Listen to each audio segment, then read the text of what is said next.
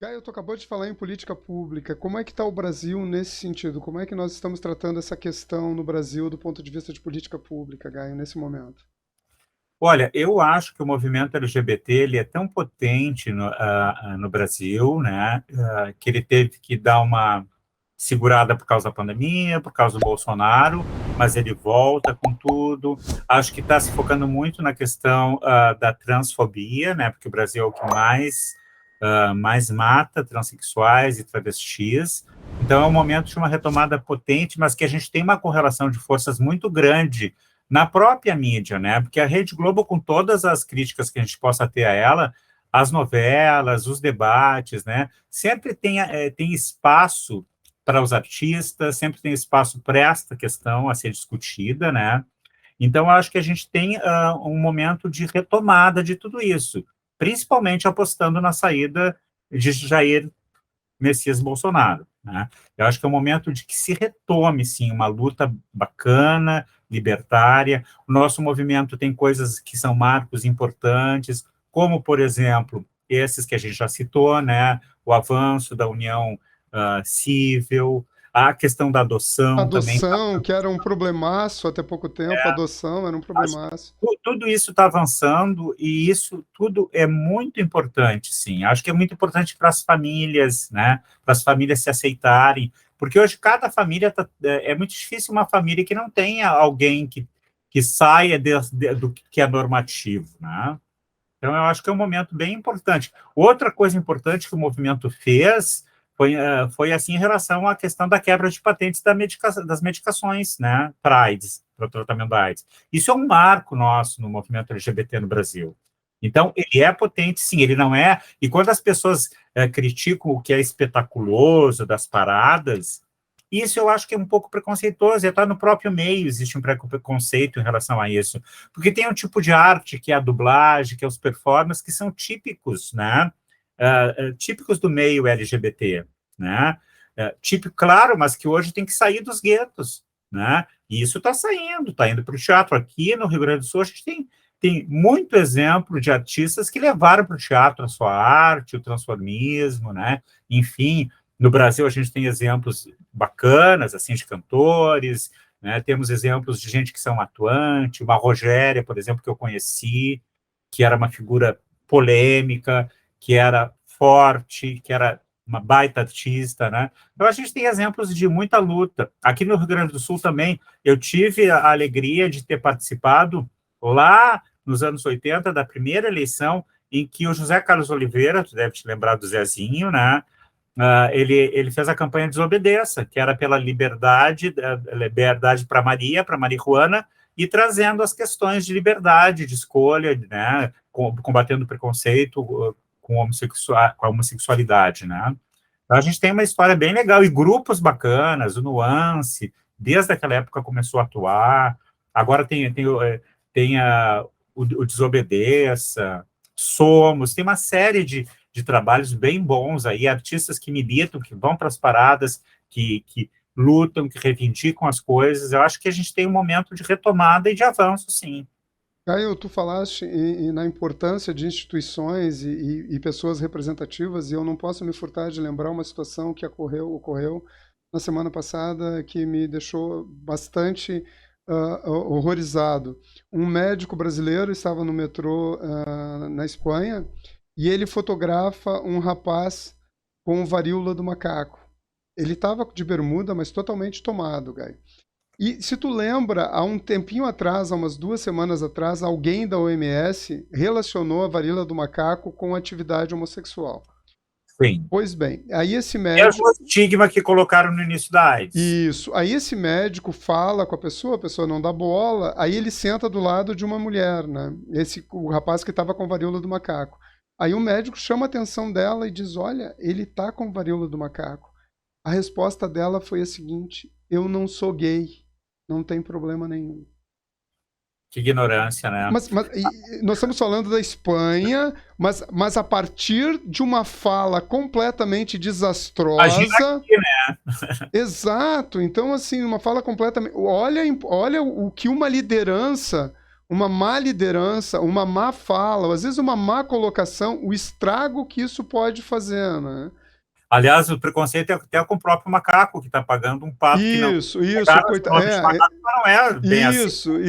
Isso, sem dúvida. E, aliás, aí tem um gancho macaco também com racismo. Tem os significantes ligados ao preconceito vão circulando. Vão girando, né? Vão girando. E se facilitar, nós, de novo, já voltamos para a África, né? Vamos trazer de lá o problema de novo, né? Então... Agora, tu vê como a gente está chegando num momento em que as coisas vão andando e vai aparecendo outras questões que ficam prementemente a serem trabalhadas, como é o que a gente estava falando sobre a transfobia, né? Que o Brasil é campeão.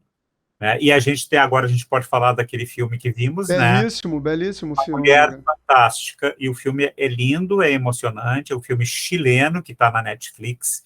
Recomendamos, né, Alexandre? Sem sombra de dúvida, belíssimo, inclusive a coragem do diretor, né? Um filme realmente para ser assistido, porque o Chile é um país, se nós costumamos falar do ponto de vista conservador, o Chile é um país bastante conservador, né? Então ele foi muito corajoso e foi cirúrgico, eu acho. Ele colocou alguns temas ali muito importantes, né, Gaio? É muito importante, que é, inclusive, da questão, o quanto a questão anatômica incomoda, né? Numa sociedade em que... Aí é que está, isso é outra coisa que nós lacanianos vamos questionar, a questão de ligar o pau com o falo, né? O fálico é de outra ordem, não é do orgânico, né? Não é o genital, né? Não é essa relação direta. A pessoa fálica, quando ela aprende a lidar com a castração, não é porque ela tem pau ou não tem, né? Claro. E essa é uma questão interessante, porque, assim, ó, falando na transexualidade, é uma coisa que as pessoas têm curiosidade. Eu mesmo fazia minha pesquisa de campo. Uma vez eu perguntei para uma moça que estava se preparando para fazer a cirurgia, eu perguntei para ela se ela não tinha preocupação com a questão se atrapalhar o orgasmo dela, né? E o que ela disse? Ela olhou para mim e disse assim, ó, eu não estou me preocupando com isso, eu quero ser mulher. O que a gente ouve nesse discurso? Bom, para ela, o arranjo, né, da questão com sexuação passava por este real. E esse desejo era tão potente, o Lacan falava nisso, é um desejo muito forte, que se paga a qualquer preço. Agora, claro, né, tem que ter apoio, tem que ter suporte, tem que desconstruir preconceito, tem que ver em que momento isso pode ser feito, como qualquer corte radical no corpo, né? Agora, claro, por exemplo, a gente se lembrou no programa passado da questão do Schreber, né? Com o Schreber, ele se percebia já o corpo mudando, ele não precisou fazer uma cirurgia. Então, aí sim tem algo que é de um delírio, né? Mas a minha tendência a achar é que quem faz essa escolha, que tem dúvidas quanto à necessidade ou não de tirar, é no outro campo, né? Num campo de ajuste mesmo, né? Eu conheci a Rogéria pessoalmente, a Rogéria não sentia falta disso. Por quê? Porque a Rogéria, pela via do imaginário, ela me disse assim, ó, eu, enquanto uma atriz, eu posso me sentir uma mulher. É isso que a Rogéria dizia, mas isso é a singularidade da Rogéria. E isso está no campo daquilo que a gente estava falando, das matizes. Então, isso vai ser de acordo com a estrutura de cada sujeito. Eu tenho uma outra amiga trans que ela me disse que é um processo que exige apoio, que exige coragem, porque é muito dolorida a cirurgia, porque o processo de tomar hormônio também traz efeitos colaterais, mas isso lá que eu já falava, é um preço que se paga, né? Tem mulher histérica, por exemplo, que está sempre fazendo cirurgia, tira peito e bota peito. Tem uma famosa, que eu não vou falar, né, mas que muita gente conhece. Essa tinha um marido que era cirurgião plástico, acho que aí pelo menos ela não gastava tanto. Ela fez tudo que é cirurgia que tu pode imaginar, e aí chegou um momento que ela não sabia mais o que fazer, fez uma de estreitamento vaginal para voltar a ser virgem. E isso, para mim, é que é loucura. Não é um ajuste que vai te ajudar a te perceber dentro do teu campo de desejo, né? Do teu campo de sexuação, enfim, né? Então, cada caso é um caso. E sem dar spoiler no filme, Gaio, isso me parece que fica bem marcado. Parte do sofrimento que é imputado à atriz, à protagonista, é muito mais para satisfazer a curiosidade dos outros, né? Então, tu percebe que é a minha inconformidade ou que faz gerar o sofrimento claro, nela. Não, isso é muito bem colocado, Alexandre, até sem querer dar spoiler, talvez até já dando, mas acho que a gente precisa ilustrar. A questão de ela ter feito ou não a cirurgia não fica claro, né? Sim, sim, Pelo menos, sim. E para mim isso assim não é... isso eu acho que foi genial, porque o diretor não quis, para ele não é, né? Eu acho que a história não dá uma relevância em ter ou não feito a cirurgia, mas ela se percebia como Marina, né? E aí ela sofre, nessa cena que a gente sabe lá de uma investigação, ela sofre uma violência, né? De ter que mostrar todo o corpo, porque não precisava, né? Por pura curiosidade perversa da agente pública, né? Tem cena dela se olhando no espelho, que isso é lindo também, que dá para a gente perceber o quanto o Lacan nos dizia que a reedição do estágio do espelho se dá ao longo da vida. Então, bom, se tu reedita a tua imagem, aí, de novo, eu puxo a brasa para aquilo que eu estava dizendo, que eu encontrei literatura de apoio. Esse ajuste do real pode ser, ao contrário do que acham, desestruturante, estruturante. Porque aí tu tem, assim, ó, aí entra outra demanda, que é também do movimento, que existem vitórias já de assinar como mulher, né, para não ser discriminada. Então, se o real do corpo está ajustado no que tu percebe como feminino, com a genitália, imaginariamente tu te percebe como uma mulher, e o simbólico está no nome, quem diz que isso não pode ser maravilhoso para atender uma demanda de quem se percebe, né, num corpo que não está ajustado com a sua percepção de eu, porque a percepção de eu é outra questão importante em Lacan, eminentemente imaginária. Então, que os outros registros se ajustem a isso, por que não? E Né? para mim, Guy, o filme, para mim, ele ganha o ápice a partir do momento em que dá para a gente tirar essa conclusão, e ela demonstra numa cena, ela não é o seu genital.